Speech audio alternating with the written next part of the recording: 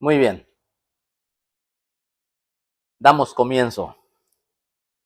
Con fecha 21 de diciembre del año 2025, desde la ciudad de Stockton, California, la Unión Americana, hora del Pacífico, 2 de la tarde con 2 minutos.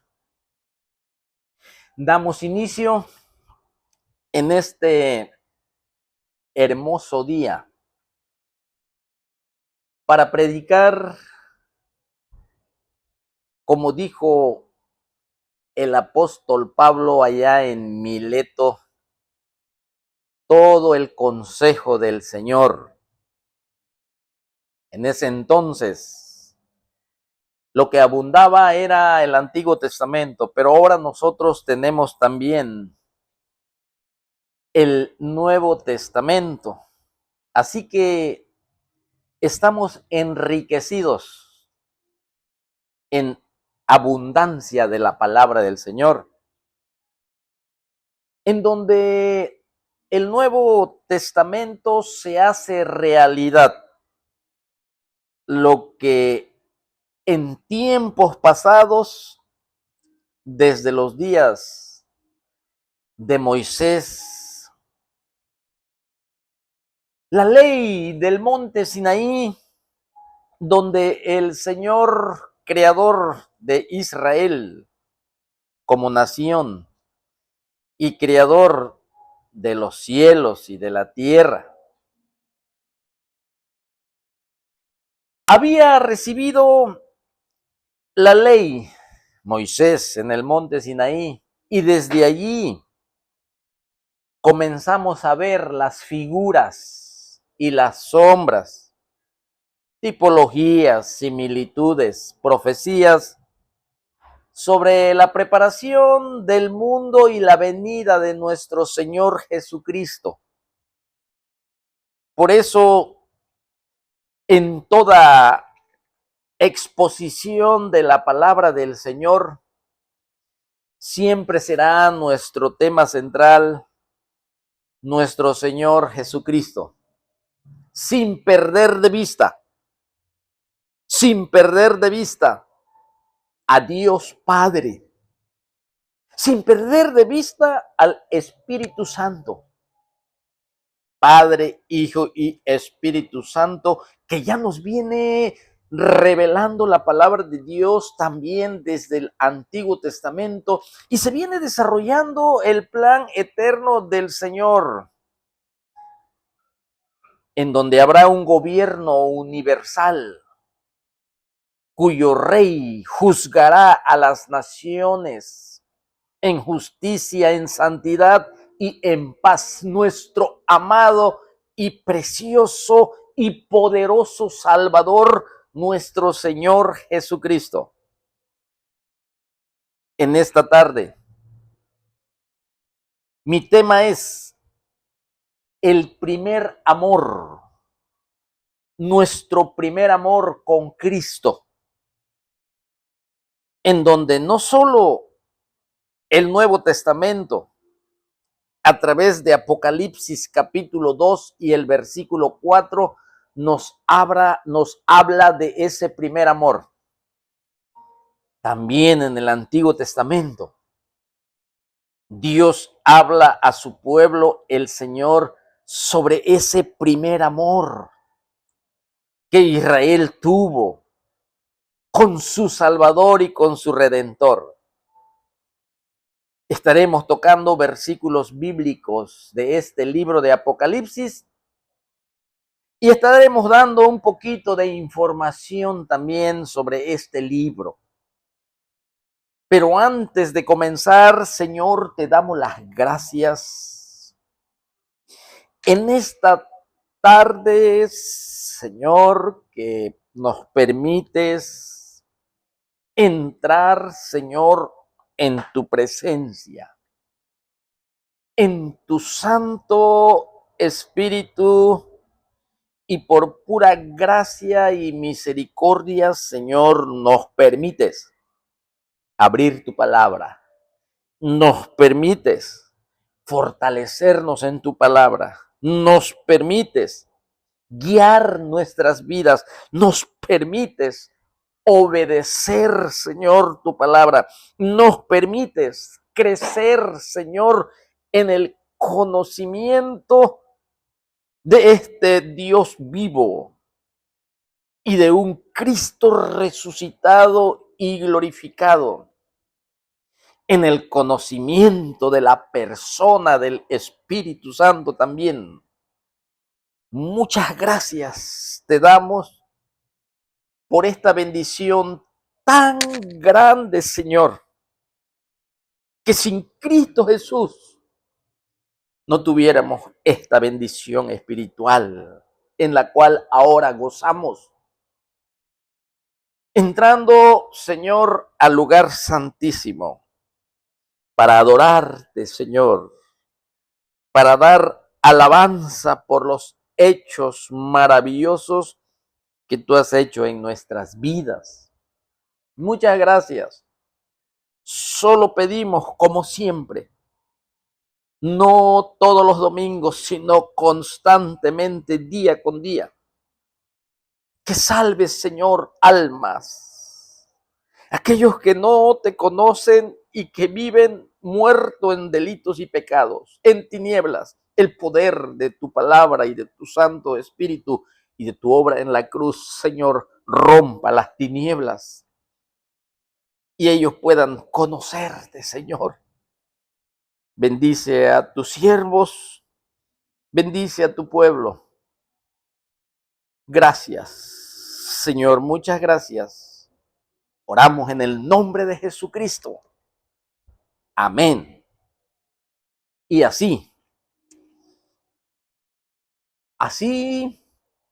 con la seguridad de haber pedido la sabiduría y la dirección del Espíritu de Dios, porque Él es el que hace la obra en esta tierra. Como hemos venido leyendo las Sagradas Escrituras, con nuestro Señor Jesucristo, que al irse a la gloria, envió su Santo Espíritu, que habita dentro de su iglesia, para continuar su obra a través de los siglos.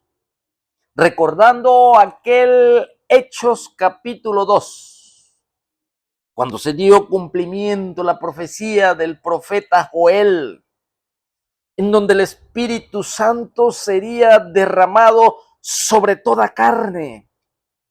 Estoy hablando del bautismo del Espíritu Santo que nunca jamás fue conocido en el Antiguo Testamento. En el Antiguo Testamento no hacía habitación permanente el Espíritu de Dios, el Espíritu Santo. El Espíritu Santo solamente venía sobre personajes con un cierto ministerio específico para realizar la obra del Dios eterno en medio de su pueblo Israel. Venía sobre los profetas, venía sobre los sacerdotes y también venía sobre los reyes, sobre los líderes que el Señor había escogido para servir en esa nación conocido como Israel.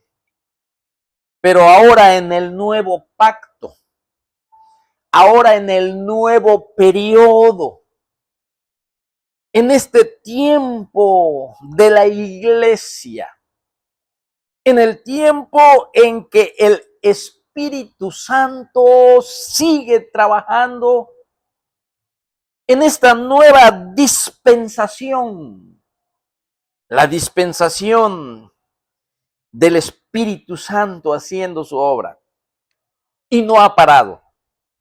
No termina la obra del Espíritu Santo allá en Hechos, en el último capítulo de Hechos. No termina allí porque el Espíritu Santo sigue trabajando, sigue obrando, sigue haciendo su obra por la cual Cristo Jesús la envió a esta tierra. Nosotros en esta tarde vamos a leer algo sobre Apocalipsis. La otra semana que pasó, estuvimos viendo este tema.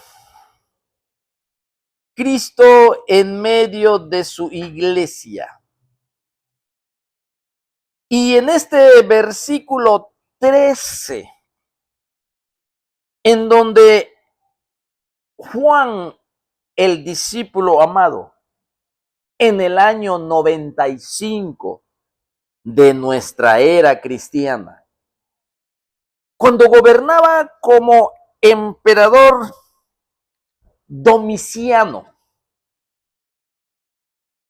la iglesia en aquel entonces estaban viviendo una vida de persecución, una vida donde depositaban sus vidas por causa de la obra de nuestro Señor Jesucristo, por causa de obediencia a la palabra de nuestro Señor Jesucristo, por causa de la obra de evangelismo que nuestro Señor Jesucristo le había dado a sus apóstoles allá en Hechos capítulo 1 y el versículo 8. Me seréis testigos en Jerusalén, en toda Judea, en Samaria y hasta lo último de la tierra. Predicando que Cristo Jesús había puesto su vida por el pecado de Israel.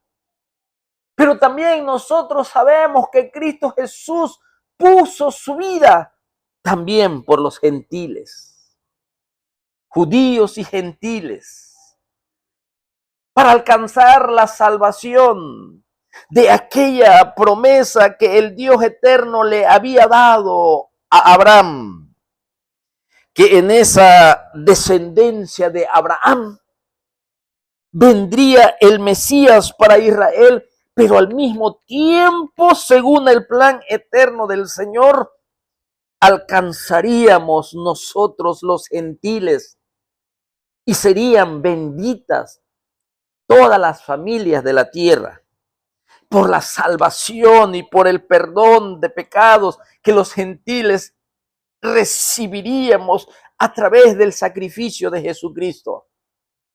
Pero ese plan del Señor de ser testigos hasta lo último de la tierra se fue desarrollando paulatinamente en el libro de los Hechos. No fue algo que ocurrió de un día para otro, sino que cuando estudiamos el libro de los Hechos a través de los capítulos de este libro, podemos ver que la primera predicación fue dada, el evangelio del reino, a los de la circuncisión, a los judíos, y que la primera iglesia naciente, floreciente, donde fue derramado el poder del Espíritu Santo, fue sobre los judíos primeramente. Sí, sobre ellos. Y Pedro dice que lo que estaban viendo en ese momento, cuando fue derramado el Espíritu de Dios y comenzaron a hablar en las lenguas entendibles, en idiomas conocidas de los medos, de los de Egipto, de los de aquel momento, de los de Elam, de los de lo que se conocía como el mundo grecorromano. Y allí solamente y exclusivamente, hermanos míos, la iglesia estaba formada de judíos. Por eso la predicación sería primeramente en Jerusalén. Y luego a través del gran evangelista Felipe la difundió por toda Samaria. Y Pedro por allá en Azoto y en Jope. Y el plan del Señor se comenzó a extender. hasta Samaria y Galilea, hasta la iglesia en Antioquía, en donde ya en los capítulos 13 está convertido el apóstol a los gentiles, Pablo. Y Dios lo usó grandemente. Y cuando estudiamos nosotros las escrituras, nosotros vemos el mensaje central de cada apóstol, el mensaje principal, que es el ofrecimiento de lo más grande, del ofrecimiento de lo más necesario, que es la salvación del alma del hombre pecador como yo. Porque la paga del pecado es la eterna destitución de la gloria de Dios. Así como Adán fue destituido del huerto del Edén, del paraíso, asimismo todo hombre que está muerto en sus delitos y pecados y que no ha entendido el verdadero significado de la obra de Jesucristo en la cruz, sus pecados están sobre él. Y todos los apóstoles, tanto como Juan y como Pedro y como Jacobo y como aquel Esteban que fue apedreado, también él predicó el arrepentimiento, el perdón de pecados, la obra de Jesucristo, y también predicaron la resurrección, de tal manera que el concilio y las autoridades religiosas civiles de los judíos, que es el Sanedrín, no querían que se predicara la resurrección de los muertos, el evangelio de la salvación, la puerta de entrada al reino espiritual, de la luz, del reino de la luz, para que el hombre sea sacado de las tinieblas. Tiene que ser comprado, tiene que ser redimido, tiene que ser comprado con ese precio de sangre para romper las cadenas del poder de la ley del pecado, para poder quitar la muerte en él, la sangre del Cordero, el poder del evangelio de Jesucristo, allí en la cruz del Calvario, donde se anulan toda la culpabilidad del hombre cuando se acepta este sacrificio único, este sacrificio poderoso, este sacrificio maravilloso de nuestro Señor Jesucristo, que no hay principado que pueda detener este poder cuando el Espíritu Santo obra en el corazón de los hombres, cuando el poder de la palabra de Dios a través de instrumentos santificados, donde se permite que el Espíritu de Dios obre para convencer de pecado, de justicia y de juicio. Y Pedro y Pablo y todos los apóstoles, eso era lo que predicaban. Y se fue extendiendo hasta lo último de la tierra, a través del apóstol a los gentiles, que murió en el año aproximadamente 68, 69. Pedro, aproximadamente también.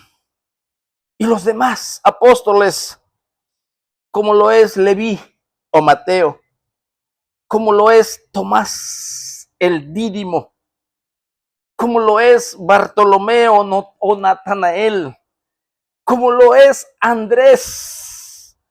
Todos ellos fueron por diferentes lugares de aquel mundo entonces hacia la India, hacia Grecia, hacia Asia, allá por la Anatolia, lo más profundo de Asia al norte, hacia abajo que es Egipto, hacia Cirene que es África.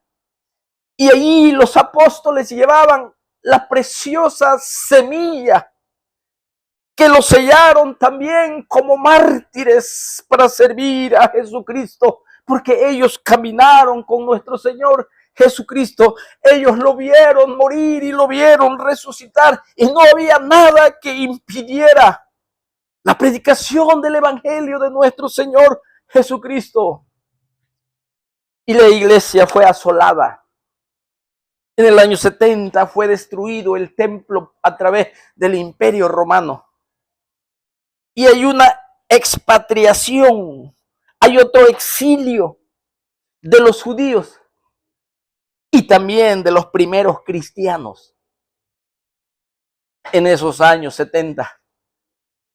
Cuando llegamos al año 80, 90, ya quedaba el último apóstol llamado Juan, que tuvo una muerte natural y murió de vejez.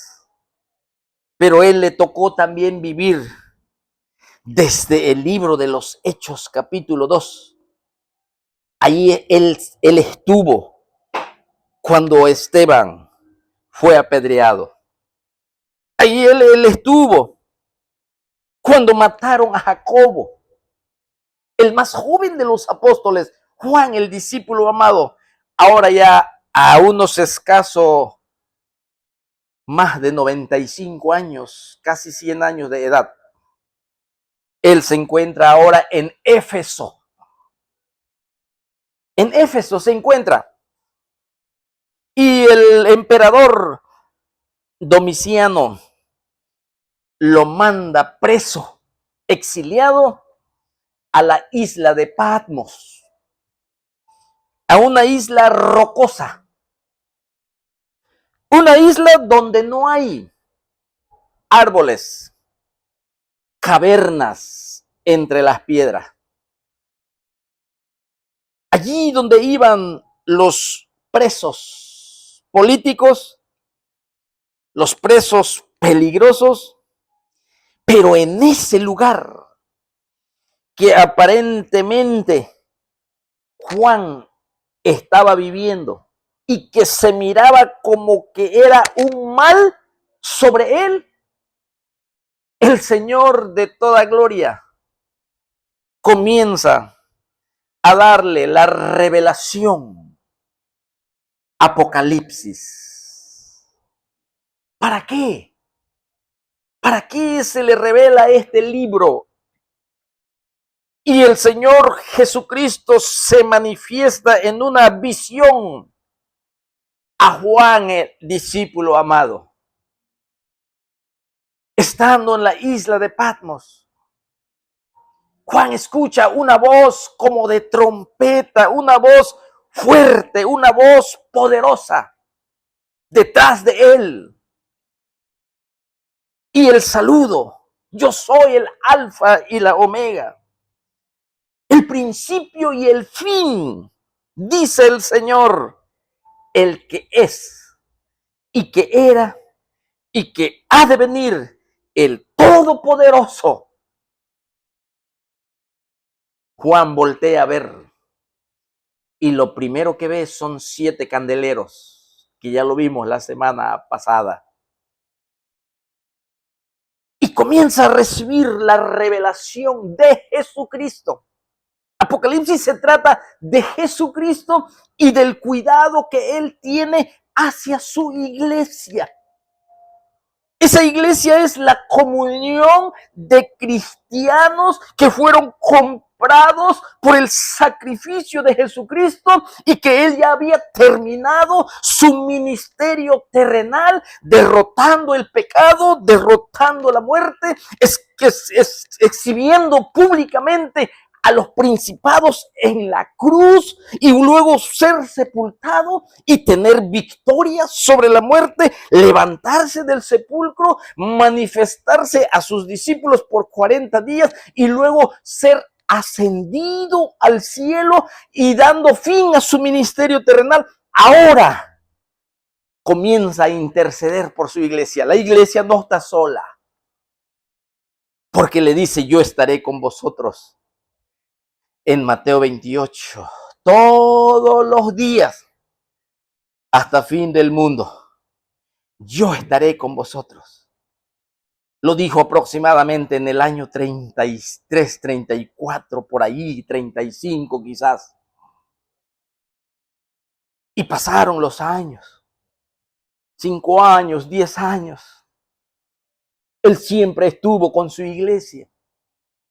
Él estuvo con Esteban. Acuérdese que los cielos se abrieron y Esteban vio al Hijo del Hombre allí, en esos momentos difíciles, en esos momentos de angustia, en esos momentos de persecución, en esos momentos de tribulación. Se cumplió la palabra de Jesucristo. Él estuvo con Esteban hasta el momento de su muerte. Jacobo también murió a espada, sin duda alguna. Ahí estaba nuestro Señor Jesucristo, porque Juan ve a nuestro Señor Jesucristo en medio de los 7 candeleros de oro. Y dice este libro de Apocalipsis, en el versículo 20, que los 7 candeleros que has visto son las 7 iglesias. Pero en medio de los 7 candeleros, uno semejante al Hijo del Hombre, y comienza a describir su vestimenta, una vestimenta de un intercesor que nos conecta con el Antiguo Testamento como sumo sacerdote. Y él está tan cerca de la iglesia. Pero en los tiempos de Juan, la persecución iba rampante, la persecución iba fuerte. Las fuerzas de los infiernos sobre la iglesia, sobre los siervos, sobre los que predicaban el evangelio, los que vivían el evangelio, los que no se sometían a la corriente del imperio romano, a los que tenían como único Dios soberano y salvador el que resucitó de los muertos. Y gran persecución se desata. Entonces el Señor, para alentar a su iglesia, escribe este libro de esperanza, este libro de ánimo, porque el imperio romano, que es parte del sistema de este mundo, estaba asolando al pueblo de Dios, como siempre ha sucedido desde el libro de Génesis, de toda la historia bíblica. Siempre el mundo y las tinieblas y el sistema organizado de los demonios a través de los hombres impíos han asolado al pueblo del Señor.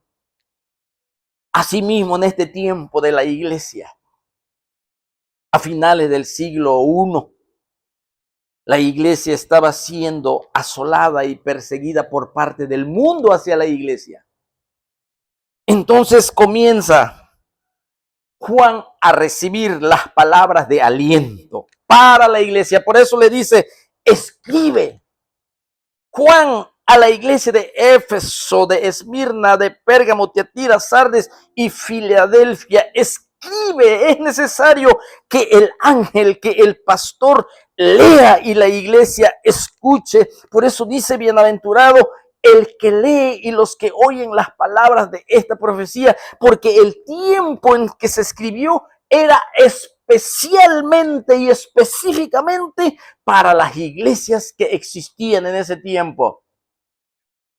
Aunque quiero aclarar que no nada más eran 7 iglesias en ese tiempo, sino que Dios escogió a estas 7, sí, pero también para llevar mensaje a todo ese mundo existente de creyentes, para animar y para que se den cuenta su iglesia que hay alguien que está cerca de ellos, que hay alguien que está interviniendo, que está intercediendo, que está ayudando a sus siervos a hacer su obra. Porque la iglesia tiene una obra que hacer. Se lo dio en Hechos capítulo 1 y versículo 8. de ser testigos, de llevar el evangelio, que el hombre conozca a Jesucristo, que vengan de muerte a vida por el poder de la obra de Jesucristo, que tengan vida espiritual, que entren al reino espiritual del Señor, que sean enseñados en el conocimiento de ese Dios verdadero que ahora ya conocen porque ya son regenerados, ya tienen el Espíritu Santo, pueden entender la palabra de Dios claramente, lo que hay de las cosas del reino del Señor a través de las Escrituras, porque todo esto se tiene que discernir espiritualmente. Por eso es necesario el Espíritu Santo para poder entender. Y aquí vemos nosotros, entonces, trayendo este mensaje a la iglesia, en donde se le muestra a Juan para que Juan lo envíe a las iglesias de aquel tiempo y el ángel, el pastor, el mensajero que está al frente de la iglesia, lo lea a los hermanos y se fortalezcan y se den cuenta estas palabras de vida y de ánimo. Y ahí se van a encontrar muchas palabras de ánimo, como por ejemplo, dice que la iglesia regirá junto con nuestro Señor Jesucristo a las naciones. Sí, Juan da una perspectiva, tanto terrenal como celestial, de lo que está ocurriendo en el cielo y de lo que está ocurriendo en la tierra. Pero antes de continuar, el Señor enseña en este libro de Apocalipsis la forma como nosotros debemos de leer y de entender las Escrituras, hablando del libro de Apocalipsis. Y nos da una pauta de cómo está constituido este libro. Te voy a poner un ejemplo. Quizás dos ejemplos y uno tomado de este libro de Apocalipsis. Por ejemplo, en el libro de los Hechos, todo el libro de los Hechos, todos los capítulos, desde el capítulo 1 hasta el último capítulo, cuando Pablo está en Roma, en el cautiverio, porque así termina el último capítulo de Hechos. Allí, en un solo versículo, se encuentra todo lo que nos enseña y nos relata el libro de los Hechos. Capítulo 1, el versículo 8. Cuando dice el Señor Jesucristo, y me seréis testigos en Jerusalén, en toda Judea, en Samaria y hasta lo último de la tierra, en este único versículo se encuentra desarrollado el libro de los Hechos. En un solo texto nos va enseñando y mostrando lo que va a ocurrir. Nosotros que ya tenemos las escrituras del libro de los Hechos, lo podemos entender hasta lo último de la tierra a los gentiles. Primero Jerusalén, Samaria, Jerusalén, toda Judea, Samaria y lo último de la tierra, en un solo versículo. Cuando tú también lees Hebreos, vas a encontrar al principio también, así como en el libro de los Hechos 1:8, también vas a encontrar en los primeros versículos de Hebreos donde dice Dios, habiendo hablado a los padres por los profetas, en esos postreros días ha hablado por medio de su Hijo. Y luego nos empieza a dar y nos da un versículo que lo voy a leer para poder darte este versículo de este libro de Apocalipsis. Yo quiero mostrarte este versículo. Dice así, dice, Dios habiendo hablado muchas veces y de muchas maneras en otro tiempo los padres por los profetas, en estos postreros días nos ha hablado por el Hijo, a quien constituyó heredero de todo y por quien asimismo hizo el universo, el cual siendo el resplandor de su gloria y la imagen misma de su sustancia y quien sustenta todas las cosas con la palabra de su poder, habiendo efectuado la purificación de nuestros pecados por medio de sí mismo, se sentó a la diestra de la majestad de las alturas, hecho tanto superior a los ángeles cuanto heredó más excelente nombre que ellos. En este versículo 3, en el libro de los Hebreos, en un solo versículo ya nos viene guiando al contenido del libro de los Hebreos. Desde, dice, la purificación de nuestros pecados hasta que se sienta en las alturas, en la majestad de las alturas. Todo lo que era su ministerio terrenal, su muerte, y por eso tú encuentras allí en Hebreos de que nos habla de las sombras y nos habla del sacerdocio de Melquisedec, en la cual Cristo Jesús pertenece, ya no al orden de Leví o de Aarón, sino que al de Melquisedec, y que fue hecho primero fue hecho menor que los ángeles, pero después es mucho mayor que los ángeles. Cuando se sienta en las alturas, nos habla de su encarnación, nos habla de su ministerio terrenal, nos habla de su sacrificio, y todo eso es lo que te habla Hebreos, pero ya nos está enseñando en un solo versículo, que es el 3.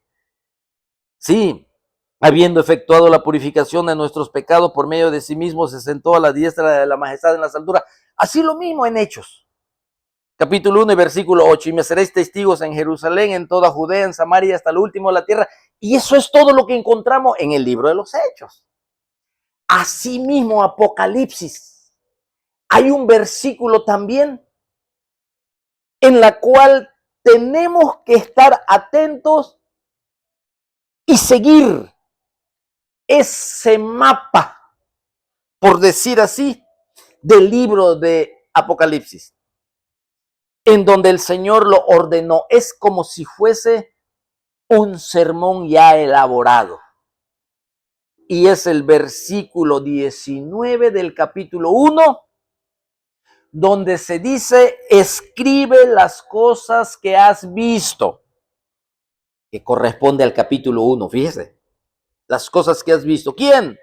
En la isla de Patmos, aquel que está en medio de 7 candeleros, aquel que está en medio de su iglesia, aquel que es el anciano de días, el de la cabeza blanca como lana, como la nieve, aquel que tiene todo el conocimiento y toda la sabiduría, aquel que tiene como ojos como llama de fuego, el que escudriña todo, aquel que tiene el rostro como cuando el sol resplandece en su fuerza, aquel que tiene los pies como bronce refulgente, como un fierro que metes al horno, así, que simboliza, es un símbolo de que Cristo Jesús ahora es y viene como juez. Las cosas que has visto, Cristo glorificado. En el capítulo 2 y 3 se encuentra la segunda parte. ¿Cómo está formado este libro? Dice así, escribe las cosas que has visto y luego, y las que son. En otras palabras, mire, aquí te voy a enseñar un versículo. Dice, escribe las cosas que has visto, pasado, y las que son, presente, la iglesia. Aunque fue escrito en el año 95, pero todavía estamos en ese tiempo presente. No en años, sino en el periodo de la iglesia, en el periodo en que el Espíritu Santo está haciendo la obra que Cristo Jesús comenzó. Por eso es pasado, las cosas que has visto, Y las que son tiempo presente, capítulo 2 y capítulo 3, exactamente habla sobre la iglesia. Y luego, y las que han de ser después de estas, y las que han de ser después que termine el tiempo de la iglesia. Este es el bosquejo, dividido en tres, para entender el libro de Apocalipsis. Por eso te di un versículo de Hechos, para que veas cómo se puede entender ese libro de los Hechos a través de un versículo donde el Señor ya nos va señalando el desarrollo de ese libro. Por eso te di un versículo en Hebreos para que tú te des cuenta cómo todo lo que se desarrolla en Hebreo está hablando de Cristo Jesús en la purificación de nuestros pecados y cuando se sentó a la diestra de la majestad en las alturas. Y que el libro de Hebreos lo habla todo eso. Ahora te estoy dando otra evidencia del libro de Apocalipsis en donde hay un versículo donde nosotros tenemos que enfocarnos en este versículo para entender el esquema o el bosquejo de este libro de Apocalipsis. Cristo Jesús glorificado, vimos la semana que pasó, en donde Él está en medio, está presente en medio de su iglesia.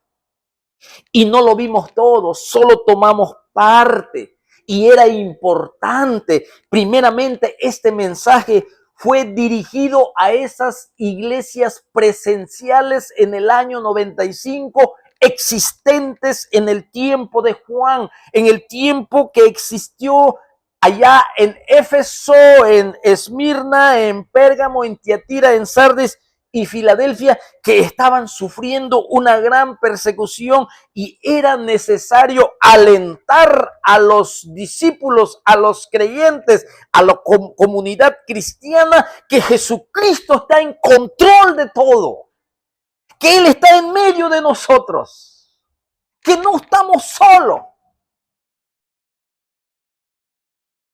que las fuerzas del infierno no va a prevalecer sobre la iglesia, que hay alguien que tiene en su mano a la iglesia.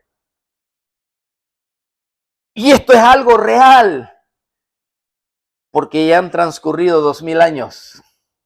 Y aún la iglesia se sigue haciendo presente en medio de las tinieblas. Aún la iglesia se sigue haciendo presente por el Espíritu Santo del Señor en medio de principados, de potestades. Y no hay nadie quien pueda detener la obra de evangelismo. No hay nadie quien pueda detener al Espíritu Santo que exalta el nombre de Jesucristo como el nombre que es sobre todo nombre, como el nombre de donde se recibe el perdón de pecados. Jesucristo y su evangelio se sigue predicando y sigue salvando almas. Por eso nuestra oración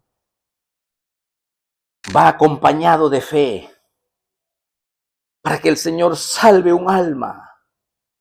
En donde quiera que se escuche este mensaje, que hay necesidad de arrepentimiento, que el hombre tiene necesidad de salvación, que hay una condenación eterna, un infierno real, que si el hombre muere en sus delitos y pecados, pagará por toda la eternidad, separado de la bendición celestial, separado del cielo mismo, sin vida eterna, por causa de incredulidad, por causa de no prestar atención a este precioso libro que predica a Jesucristo crucificado, que predica a Jesucristo resucitado. Por eso,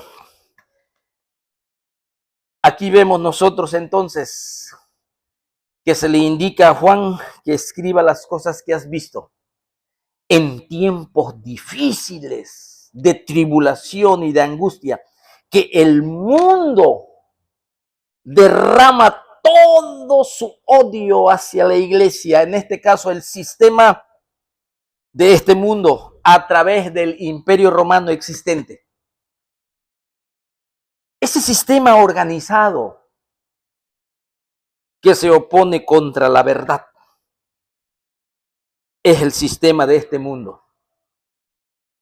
Y aún la iglesia sigue siendo asolada en estos tiempos. Quizás ya no bajo el imperio romano. Quizás bajo la corriente de este mundo. Quizás bajo nuevas ideologías en donde se levantan hombres perversos para dividir la iglesia, para inyectar amargura y odio entre cristianos. Hay muchas formas, quizás por medio de tentaciones o por medio de pruebas.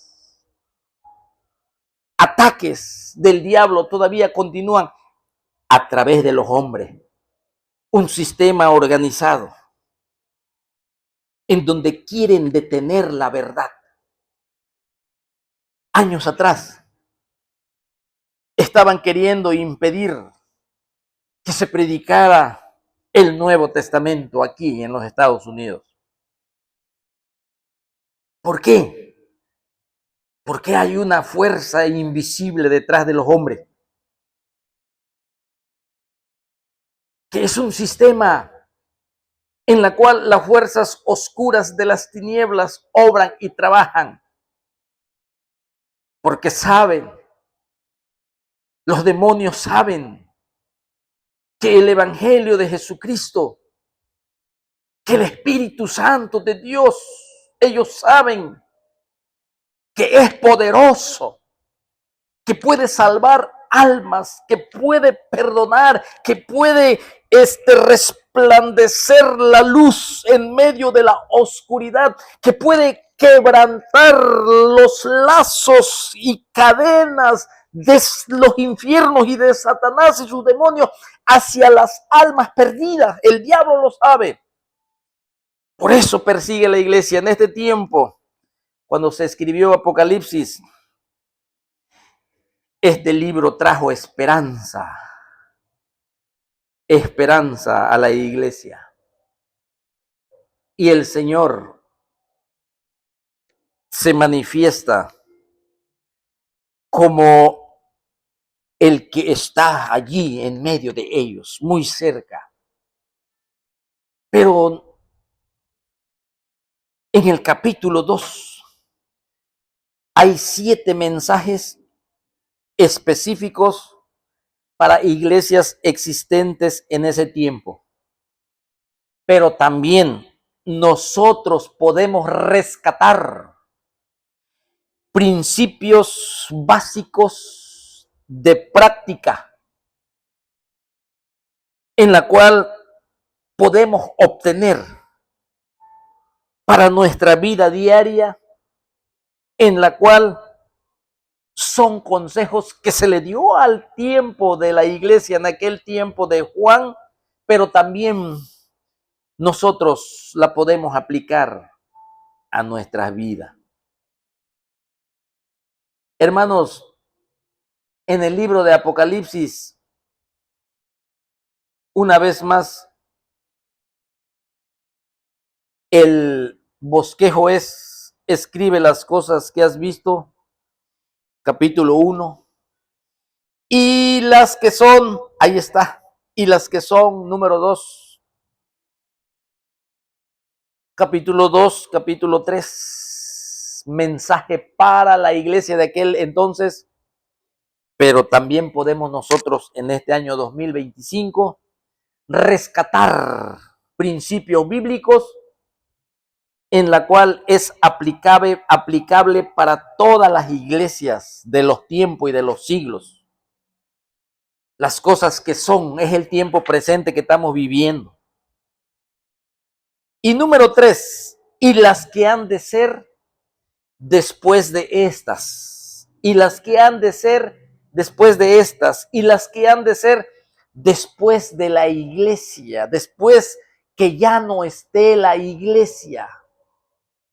Después que la iglesia se haya ido, haya sido levantada, haya sido trasladada Como Jesucristo lo dijo en Juan capítulo 14, voy pues a preparar morada en la casa de mi Padre, muchas moradas hay. Allí donde yo estoy, quiero que también ustedes estén. Sí, y este libro trajo mucha esperanza y fortaleza a la iglesia a finales del siglo I o el siglo 100, como tú lo quieras entender, después de Cristo. Y en el capítulo 2 hay un mensaje, mis hermanos, en donde nuestro Señor Jesucristo, a través de su siervo, manda a la iglesia de Éfeso.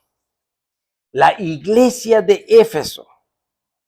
Vamos a estudiar algo sobre esta iglesia de Éfeso, que pertenece al tiempo presente, y las que son. Sí, vamos a rescatar algo, algún principio que puede ser aplicable a nosotros. Antes de continuar, quisiera añadir que para el estudio del libro de Apocalipsis hay muchas posturas, hay muchas escuelas o muchos planteamientos sobre cómo entender el libro de Apocalipsis. Por ejemplo, está el idealista, está el historicista, está el preterista, está el futurista y está también el ecléctico. Hay ecléctico moderado, hay preterista moderado, pero cada postura tiene su forma de ver el libro de Apocalipsis. El libro de Apocalipsis es el único libro profético en el Nuevo Testamento. En contraste al Antiguo Testamento, hay 17 libros proféticos en el Antiguo Testamento, en la cual nosotros lo conocemos como los profetas mayores y los profetas menores.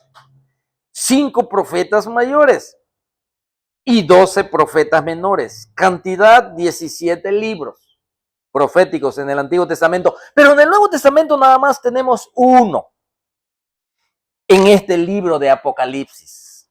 Sí, y ahí vamos a ver la consumación del plan de Dios. Sí, en donde el Señor revela y expone a la vista lo que antes estaba oculto, lo que estaba velado, lo que estaba en secreto. Es una serie de visiones que revelan realidades nunca antes visto y acontecimientos futuros. Así que vamos entonces a entrar en la segunda parte de este libro de Apocalipsis, porque ya vimos las cosas que Juan vio en el versículo 19 del capítulo 1. Escribe las cosas que has visto. Jesucristo glorificado en medio de los candeleros, en su mano tenía las 7 estrellas que son los ángeles o los pastores, sí, y todo lo que ya conocemos. Ahora vamos a ver y las que son, que pertenecen al tiempo presente. Primeramente, para aquel entonces, sí. Nosotros sabemos entonces que las cartas a las 7 iglesias que vamos a encontrar, y no estoy seguro si vamos a ver las 7 iglesias que están aquí, pero cada iglesia, hermanos, comparte una estructura similar, cada iglesia, Por ejemplo, la de Éfeso y la de Esmirna, y las 7 tienen una estructura similar y cada una de ellas, ¿sí? Contiene, escuche bien, cada una de ellas contiene, primeramente, una dirección a congregaciones en particular.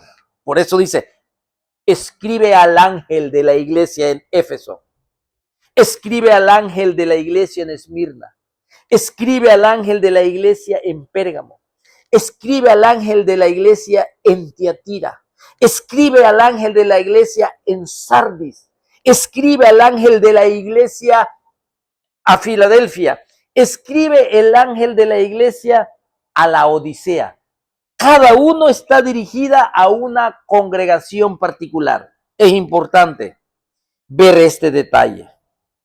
Estructuras similares. En cada uno lo dice así como yo lo mostré. ¿Sí? Ahora, cada, cada carta, ¿sí? Tiene una introducción. Cada carta cuando es escrita tiene una introducción por parte de nuestro Señor Jesucristo, resucitado, glorificado y ejerciendo su ministerio en medio de su iglesia. Como sumo sacerdote, tiene una introducción por parte de él. Y también cada carta tiene una declaración en cuanto a la condición de la iglesia. Y también tiene un veredicto de nuestro Señor Jesucristo en cuanto a la condición de la iglesia.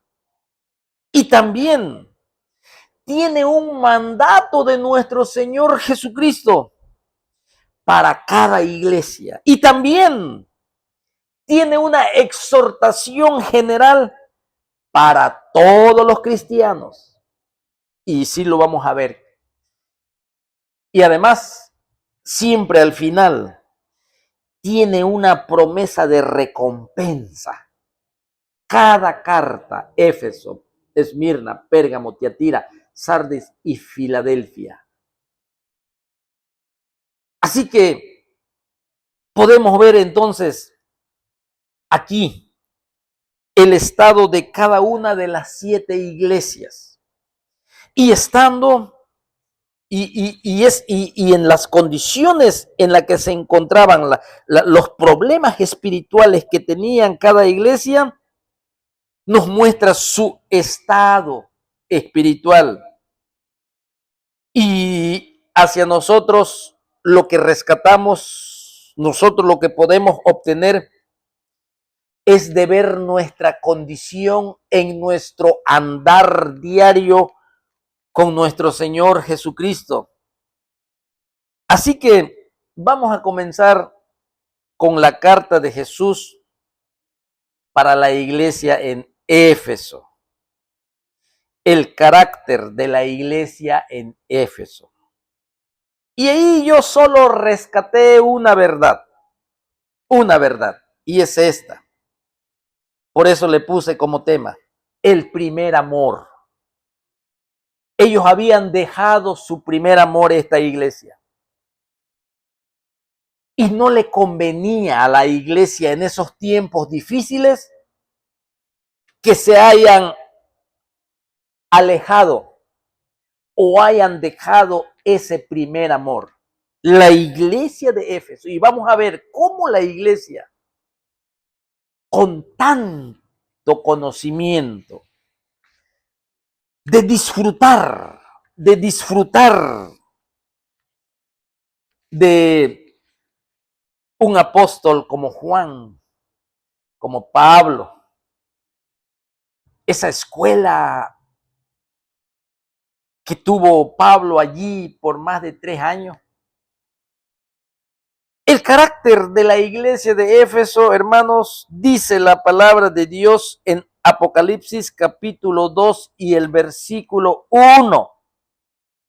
Escribe, dice, al ángel de la iglesia en Éfeso. Sí, en Éfeso. Escribe al pastor al comunicador, al que siempre abre las escrituras. Ahora quiero que abran esta carta y lo lean, porque van a obtener una bendición jamás encontrada en algún otro lugar. Por eso le dice en el capítulo 1, bienaventurado el que lee, que viene siendo el que está al frente, el que lee, y los que oyen, que viene siendo los miembros del cuerpo de Jesucristo, y oyen las palabras de esta profecía en tiempos difíciles, en tiempos de mucha necesidad, en tiempo, hermanos míos, en donde esta iglesia, hermanos de Éfeso, aquí vemos que la iglesia de Éfeso era una ciudad muy famosa en aquel tiempo. Yo creo que todos sabemos sobre Éfeso si estudiamos el libro de los Hechos. Allá en el capítulo 19, por ahí, cuando Pablo lo querían linchar, cuando gritaron por 2 horas, diosa, la diosa Diana, la diosa de los efesios, Artemisa. ¿Recuerdan? Allí, un lugar donde había mucha actividad diabólica, un lugar donde el poder de Dios se manifestaba claramente entre los hechiceros que se convertían, y cuando conocían la verdad, cuando conocían el evangelio de la salvación, ellos quemaban esos libros caros de hechicería. Los quemaban porque se convertían de las tinieblas a la luz admirable de Jesucristo. Así que, para no hacerlo más largo y no dar mucha historia sobre Éfeso, cómo estuvo allí Aquila, Priscila, Apolos, Timoteo, Pablo, el apóstol Juan, para no meterme mucho y darte versículos bíblicos, vamos a seguir. Aquí en capítulo 2, escribe al ángel de la iglesia en Éfeso, dice, el que tiene las 7 estrellas en su diestra. Mira el mensaje para la iglesia. El que tiene las 7 estrellas en su mano, en su poder. Y el que anda, dice, en medio de los 7 candeleros de oro. El que anda, el que vigila, el que está cerca, el que atiende. Sí, el que atiende, el que anda en medio de los 7 candeleros de oro, dice esto. Y ahí va el mensaje. Aquí cuando dice la palabra de Dios, el que tiene las 7 estrellas en su diestra, palabras frescas del Espíritu Santo para momentos difíciles. Palabras recién salidas de la boca de nuestro Señor Jesucristo resucitado, Rey de reyes y Señor de señores, el soberano de los reyes de la tierra, el más alto que Domiciano en este tiempo, el más alto que Nerón, que había asesinado a Pedro y a Pablo, el más alto rey soberano que Herodes Antipas, que había matado a Jacobo. Aquí se presenta el que tiene las 7 estrellas en su diestra, el que anda en medio de oro. Estas imágenes, hermanos, son tomadas de la visión de Juan sobre Jesucristo en Apocalipsis 1. Las cosas que has visto cuando Juan escribe a la iglesia de Éfeso, Juan toma lo que vio y Jesucristo le dice, escribe. al ángel de la iglesia en Éfeso. El que tiene, dice Jesucristo, salió de su boca, el que tiene las 7 estrellas en su diestra, el que anda en medio de los 7 candeleros de oro. Aquí Jesucristo enfatiza que Él tiene autoridad sobre su iglesia. Acuérdese que está en medio, dice en el capítulo 1, las cosas que has visto, lo ve en medio de su iglesia, de los 7 candeleros de oro. Ahora dice, el que tiene en su diestra autoridad.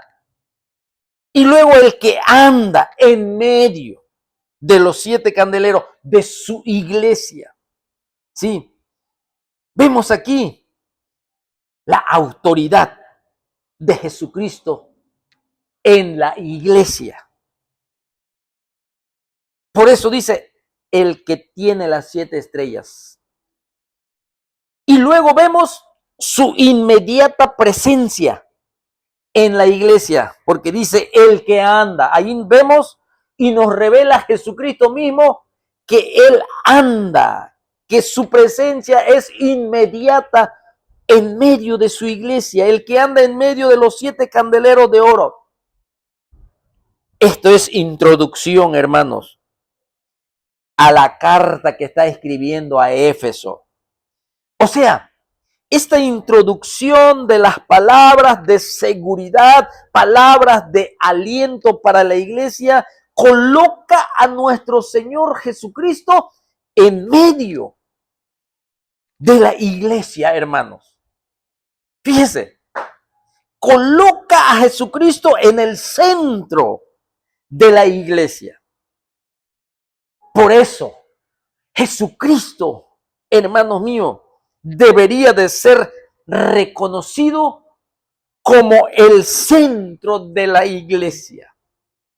Todo lo que hagamos tiene que honrar a nuestro Señor Jesucristo, porque Él es el centro de la iglesia. Es el que anda en medio de los 7 candeleros de oro. Él es el que pagó el precio de nuestra salvación. Él es el que nos lavó de nuestros pecados, como dice allí mismo en el capítulo 1 de Apocalipsis. Él es el que nos regeneró de muerte a vida.